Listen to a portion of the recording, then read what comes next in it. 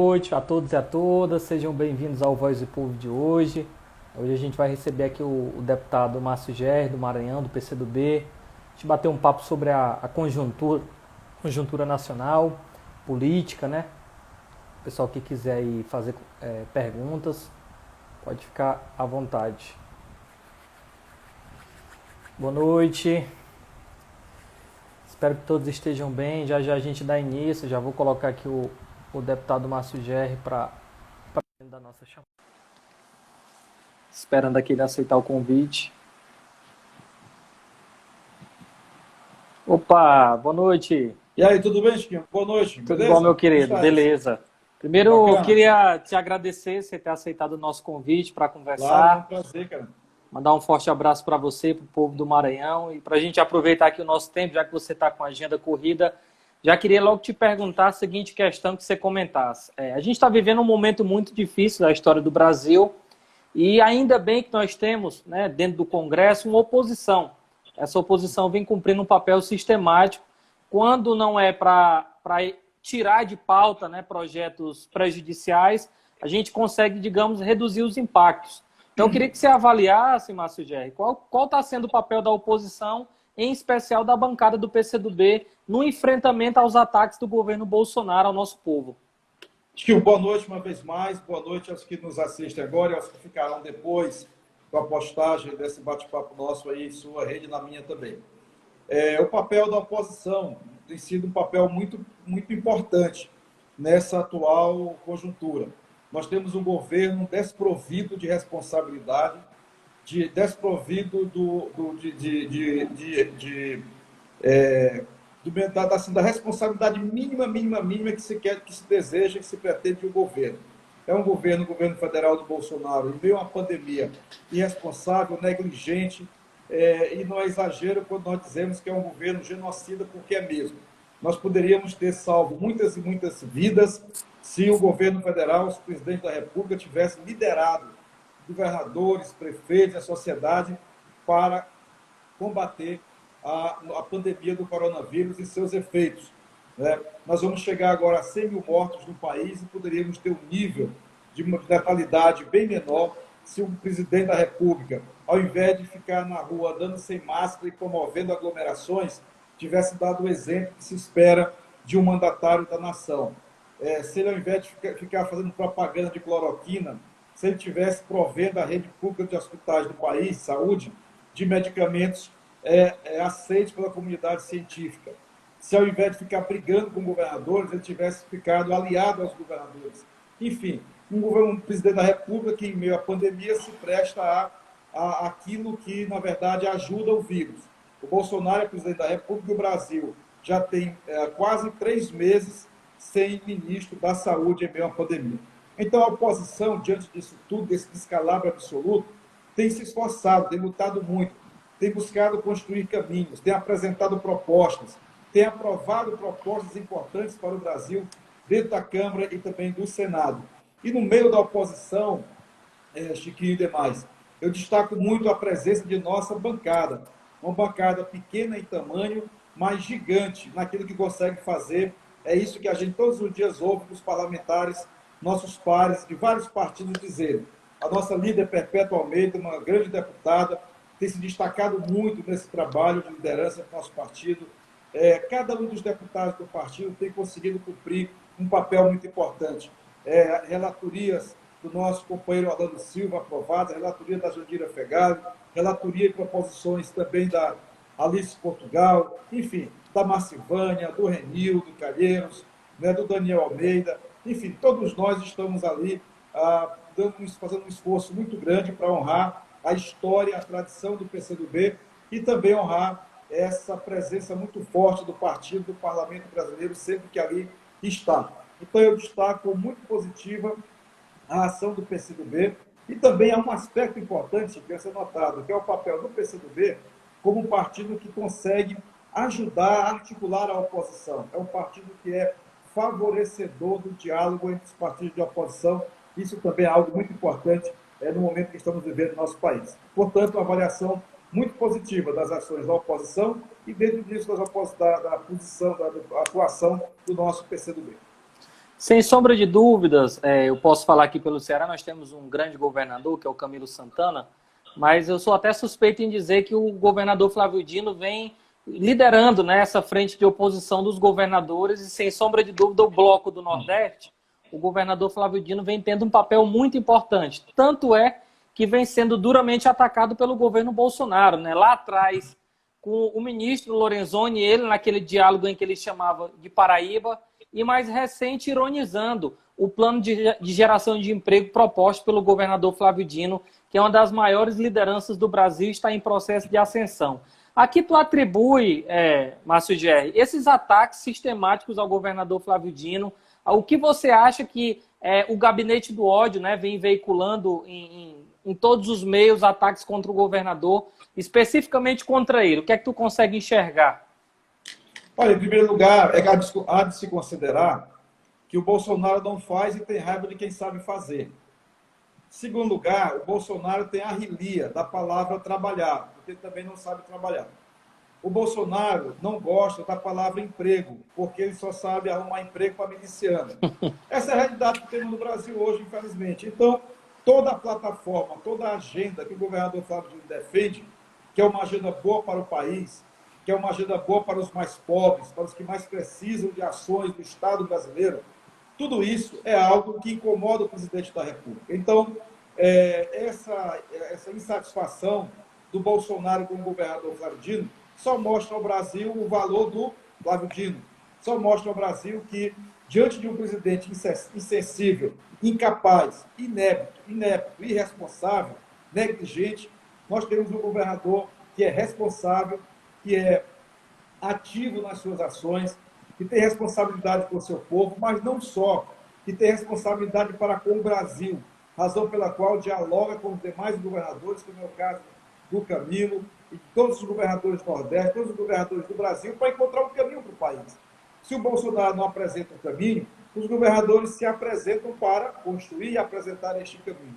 Então é muito importante o papel do governador Flávio Dino cumpre. E por esta razão, notadamente, é objeto desses ataques das milícias digitais, do gabinete do ódio, mas o Flávio Dino já disse várias vezes que não tem medo de miliciano, que não tem medo de miliciano digital, que não tem medo de cara feia, que tem um compromisso com o povo maranhense, tem um compromisso com o povo nordestino, tem um compromisso com o povo brasileiro e disso ele não se afastará jamais. Razão pela qual o Bolsonaro pode ficar de muxoxo, pode ficar reclamando, pode ficar xingando, pode ficar mandando xingar, que o governador Flávio Dino não arredará 1 milímetro desse caminho da boa política e de defender o nosso povo. Foi importante essa sua fala, né? Inclusive, como você falou, nossa conversa vai ficar registrada, graças à oposição, que hoje nós temos o auxílio emergencial de 600 e 1.200, né? Porque o governo Bolsonaro e o Paulo Guedes queriam pagar R$200, né? O pessoal está até ironizando agora que essa cédula de R$200 era exatamente o valor que eles queriam pagar de auxílio emergencial. E a gente está enfrentando, Márcio Gerri, esse problema do dinheiro chegar na população, na ponta. No Maranhão, com certeza não é diferente, devem ter milhares de maranhenses, como aqui tem no Ceará, pessoas na porta da fila da Caixa dormindo no final de semana para ver se na segunda-feira consegue receber esse dinheiro. O dinheiro não sai, diferente do dinheiro dos banqueiros, que saiu logo, e esse dinheiro não foi liberado, inclusive, para os micro e pequenos empresários, né, que, segundo o IBGE, geram 60% dos empregos de carteira assinada do Brasil. Como é que tu enxerga? É proposital? É uma estratégia de sabotagem o auxílio emergencial do Bolsonaro? Olha, o Bolsonaro, é preciso ver duas coisas nesse aspecto aí. Primeiro, que o governo não tem sensibilidade para com o nosso povo. O nosso povo padecendo de uma grave pandemia e o governo federal incapaz de apresentar propostas e atitudes concretas, corretas, para atender nosso povo. Nós aprovamos na Câmara, depois no Senado, o auxílio emergencial. Eles queriam R$200, nós aprovamos de R$600. Eles queriam interromper agora. Nós estamos propondo que vá até o final do ano. E mais, estamos propondo que num país tão desigual como o nosso, nós tenhamos renda mínima enquanto tiver necessitado, enquanto tiver quem precisa, que tenha renda mínima para quem precisa.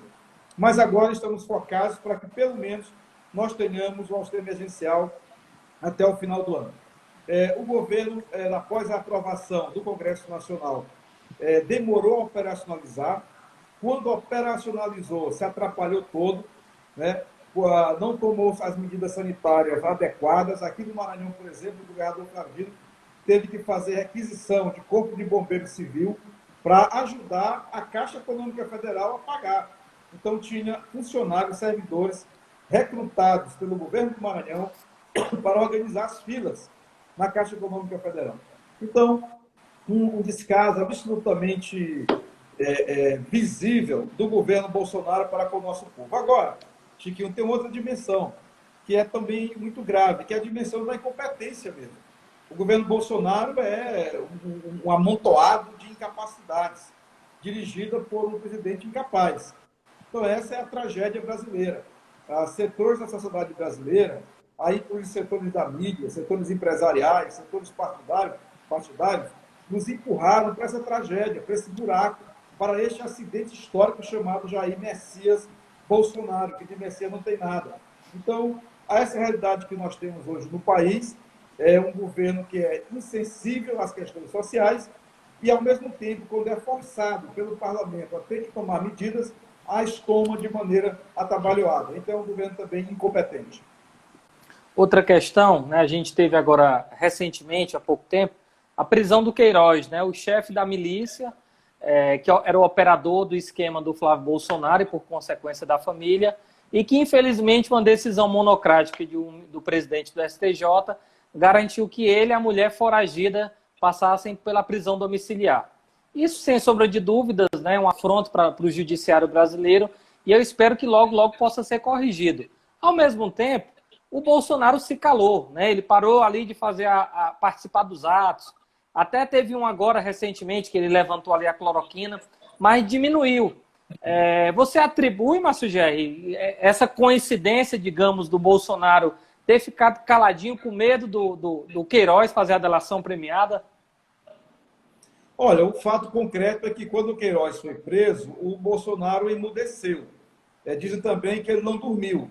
Porque imagina, o sujeito está lá no Palácio da Alvorada, né, pensando, bem, eu tenho um filho que está envolvido com esse Queiroz. Esse Queiroz é envolvido com as milícias do Rio de Janeiro. Essas milícias cometeram muitos crimes, inclusive são suspeitos de terem sido milicianos que assassinaram barbaramente a vereadora Marielle Franco.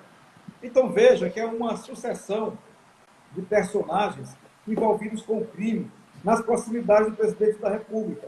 Então isso faz com que ele tenha ficado ali atônito, emudecido, paralisado, com medo do Queiroz. O Bolsonaro continua com medo do Queiroz. O Flávio Bolsonaro continua com medo do Queiroz.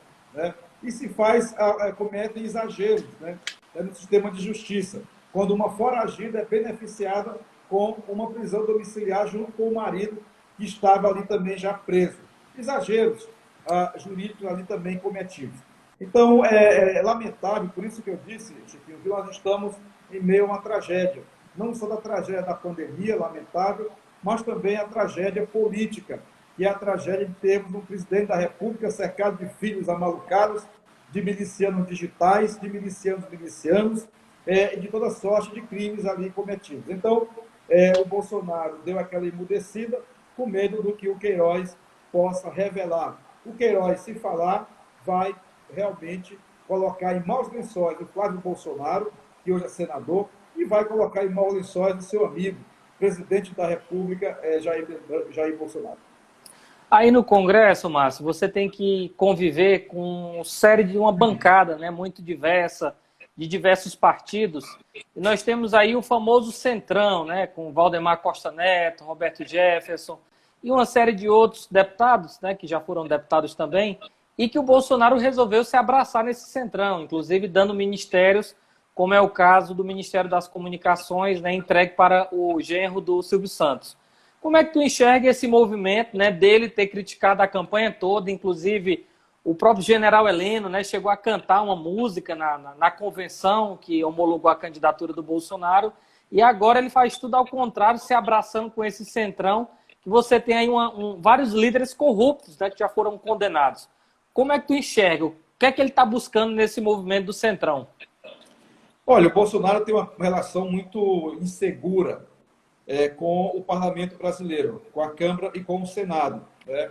A despeito de a Câmara e o Senado terem aprovado ano passado e este ano também a agenda ruim do Bolsonaro. Isso é fato. Eles aprovaram uma reforma da Previdência absolutamente inadequada, ruim para o país.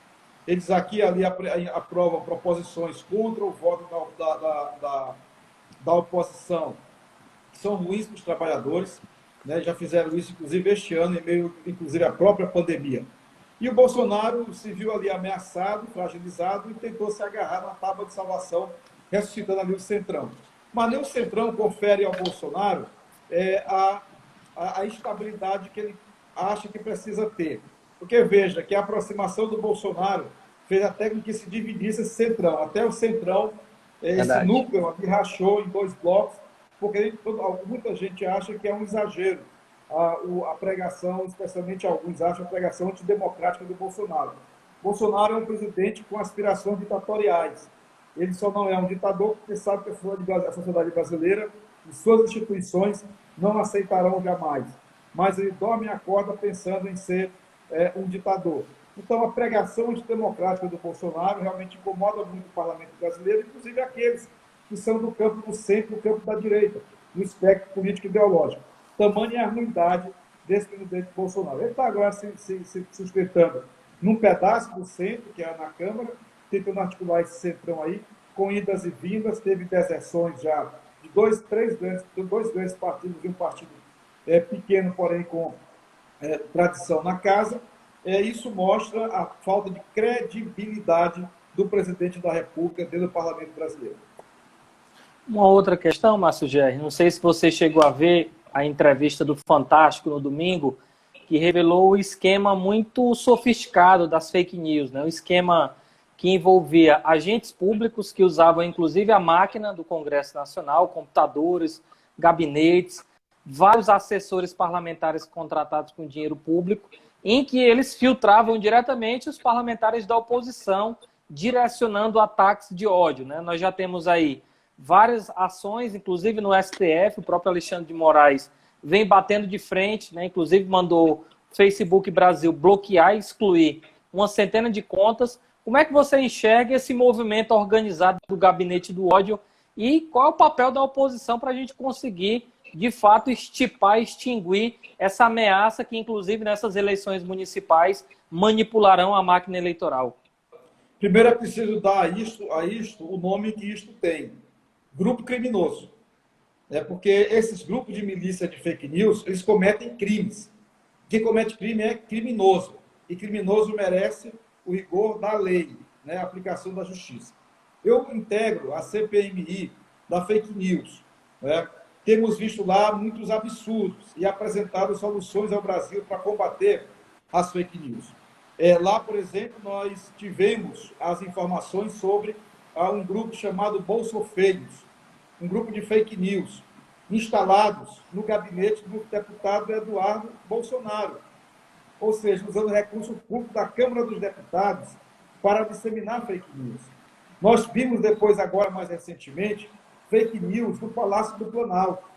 Então, são cometimentos muito graves, são crimes cometidos ao lado, na vizinhança, aqui na sala ou na antessala de autoridades da República, no gabinete do Eduardo Bolsonaro, certamente também nos gabinetes do Flávio Bolsonaro, com certeza também no gabinete do Carlos Bolsonaro.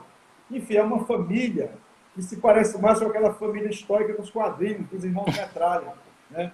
Então, é assim, um negócio que desonra a história do Brasil.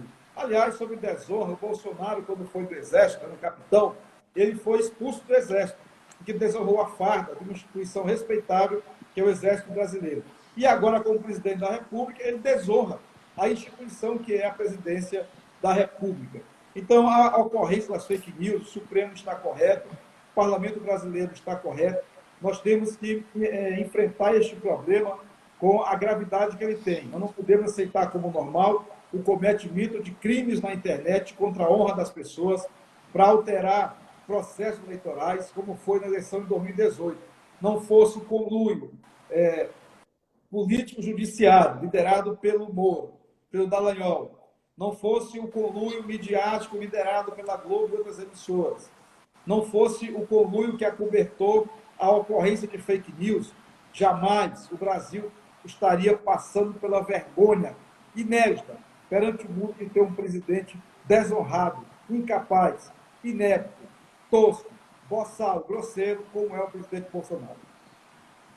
Queria ver mais duas coisas contigo. A primeira é a questão do impeachment, se vai sair. Algumas pessoas, inclusive, perguntaram aqui se tem tido diálogo com o Rodrigo Maia nesse sentido. E a outra questão é o papel da Frente Ampla, né, no combate ao Bolsonaro.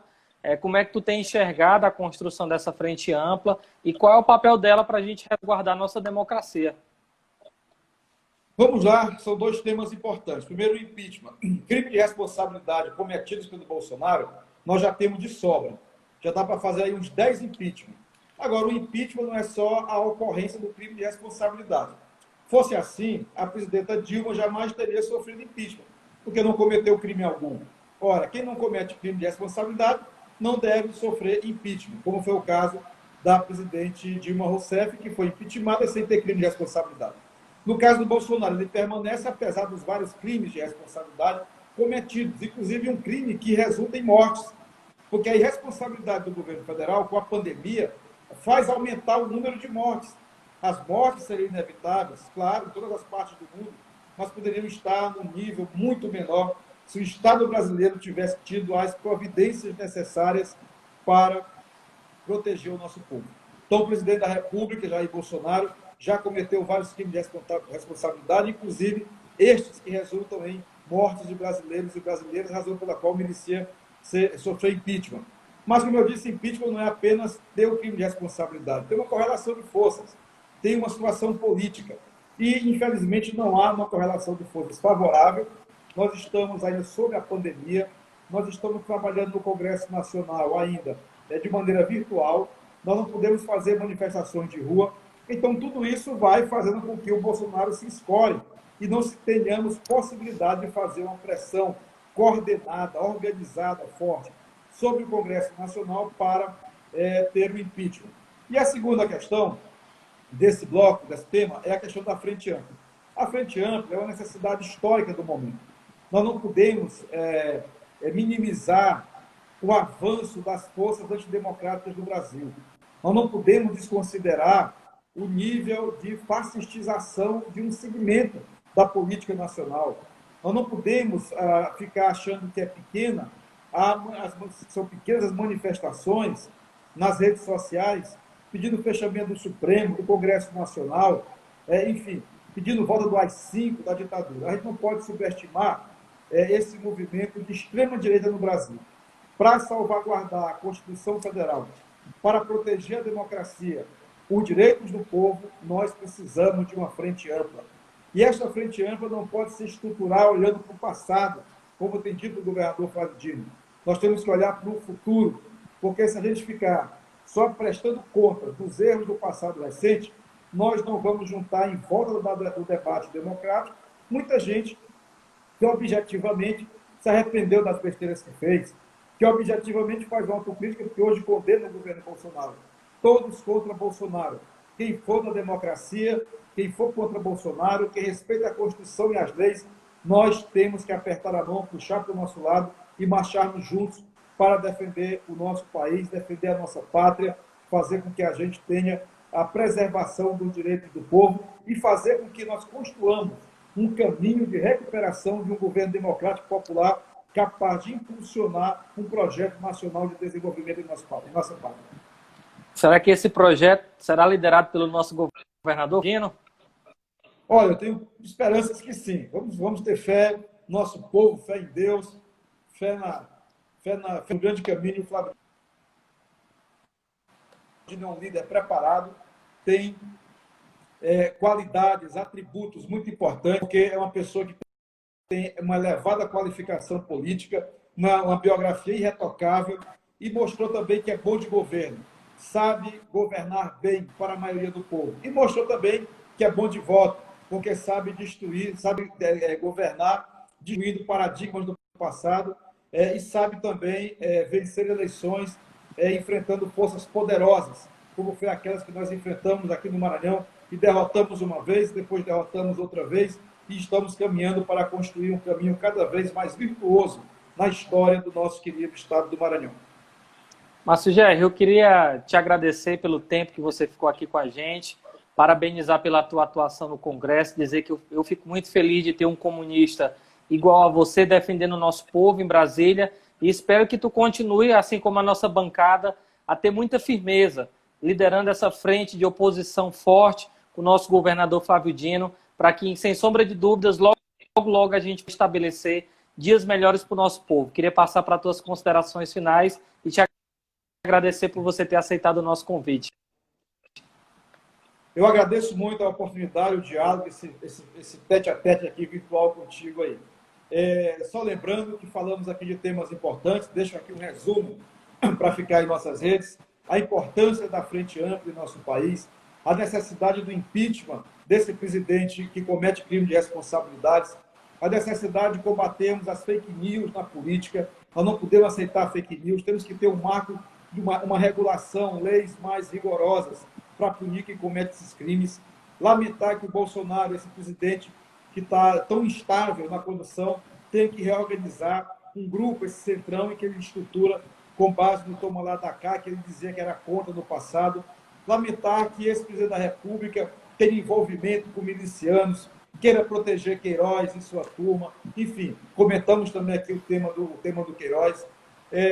O tema do auxílio emergencial, que o Bolsonaro queria de R$200, nós aprovamos de 600, e ele botou gosto ruim para pagar. Foi muita luta nossa para que ele pudesse pagar o auxílio emergencial. Aí vem ele agora, acho que eu quero dizer que é o dono do auxílio emergencial. Quem aprovou foi a Câmara. Igual o Fundeb, né, Márcio Gerri? O Fundeb também, né? O Fundeb também, ele quer ser o dono, né? Quer ser o dono. Não fosse a Câmara do Senado, Dona Maria e seu João não estariam recebendo auxílio emergencial. Governo Flávio Dino e Bolsonaro, os ataques de Bolsonaro ao governador Flávio Dino são ataques de quem se incomoda com a performance, com a capacidade, com a lealdade de Flávio Dino ao seu povo e à nossa pátria. E, por fim, o primeiro ponto que nós abordamos, que foi o papel da oposição, e que eu, mais uma vez, reafirmo, tem cumprido o seu papel de maneira muito positiva, e, no meio da oposição, um papel destacado de nossa guerrida bancada, liderada pela deputada Perpétua Almeida, que é a bancada do PCdoB. Um grande abraço. Valeu, Márcio Vamos Gerri. em frente. A vitória. Valeu, um abraço, tudo de bom.